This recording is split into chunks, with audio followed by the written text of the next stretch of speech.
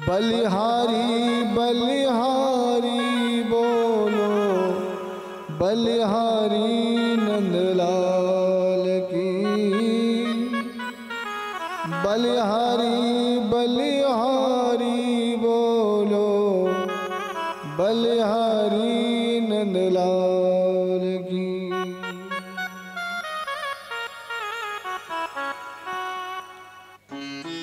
दुर्लभो मानुषो देहो देही नाम क्षण भंगुरा। ये दुर्लभ जो मानव का तन मिला हुआ है ऐसे गंवाने के लिए नहीं मिला।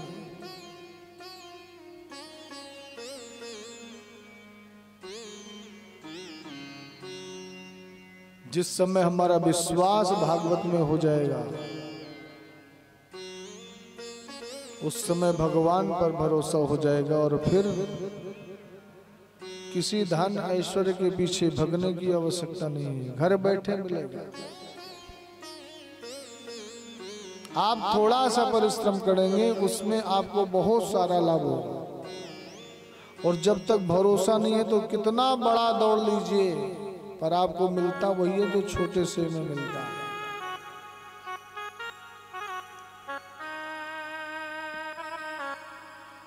सूत जी महाराज कहते, ऋषियों में तुम्हारे प्रश्नों के उत्तर देने से पूर्व अपने गुरु पुत्र गुरु स्वरूप श्री सुखदेव जी के चरणों में प्रणाम करना चाहता हूं, नमन करना चाहता हूं। सूत जी महाराज कहते, ऋषियों यम प्रव्रजंत मनुपेतमपेत कृत्यम द्वैपायनो विरह कातरया जुहाव पुत्रेति तन्मयतया तरबोभिनेदुस् तं सर्वभूत हृदयं मुनिमानतोस्मि।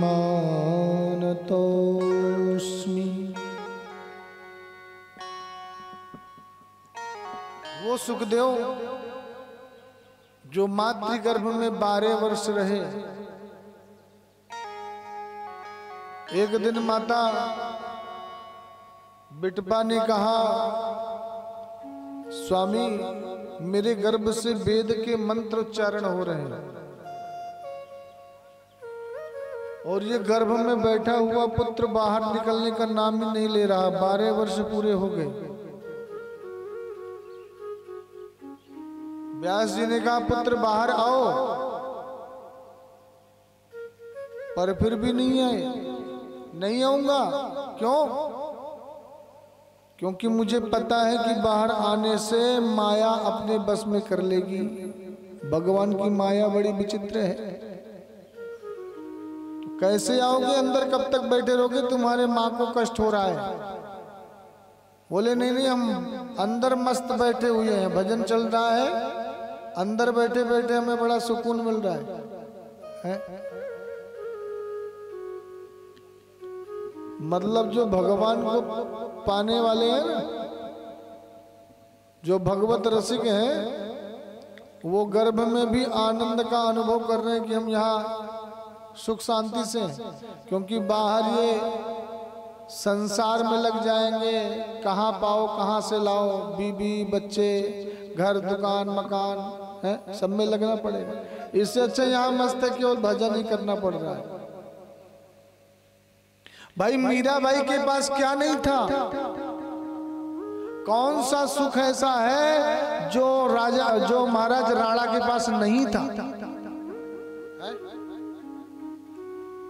राणा महाराज के पास सब कुछ था, मीराबाई के पास सभी सुख संपत्ति थी, पर फिर भी वो जंगल में भाग रही थी, संतों के बीच बैठ रही थी। वो क्यों?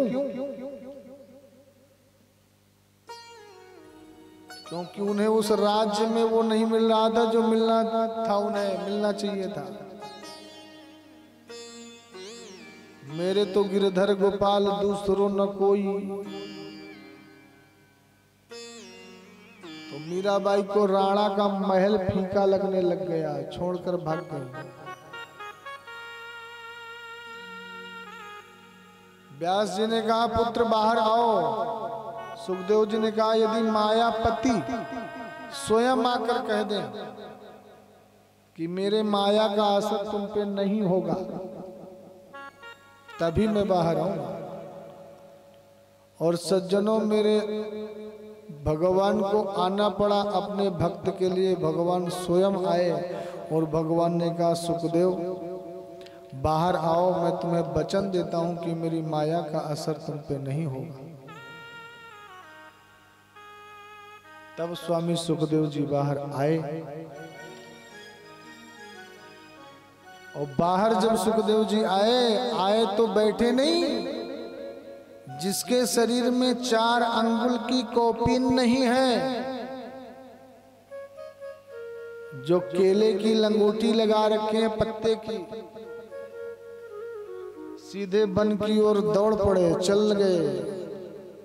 व्यास जी ने देखा कि एक ही बेटा, एक ही पुत्र हुआ है, और यदि ये भी चले गया तो वंश कौन चलाएगा। तो व्यास जी पीछे से चिल्ला रहे हैं, पुत्र पुत्र पुत्र, पर उन्हें कुछ फर्क नहीं पड़ रहा, वो तो चले ही जा रहे हैं। तो जब और प्रेम जागृत हुआ व्यास जी के अंदर, तो पुनः आवाज लगाई, पुत्र पुत्र। तो सुखदेव जी तो कुछ नहीं बोले, पर बाहर जो जंगल में वन थे, जो वृक्षावली थी, उन वृक्षों से प्रतिध्वनि आने लगी। जब व्यास जी कहते हैं पुत्र, तो वहां से शब्द लौट करके आता पुत्र। क्या मतलब कहने का ये कि वृक्ष भी जवाब दे रहे हैं कि व्यास जी, आप जिसको पुत्र पुत्र कह के प्रेम उड़ेल रहे हो, ये तुम्हारा पुत्र तो आज है, तुम इसके कितनी बार पुत्र बन चुके हो, तब तो तुम्हारे पीछे दौड़ते हुए नहीं है। आज तुम्हें इतना प्रेम कहां से जागृत हो गया।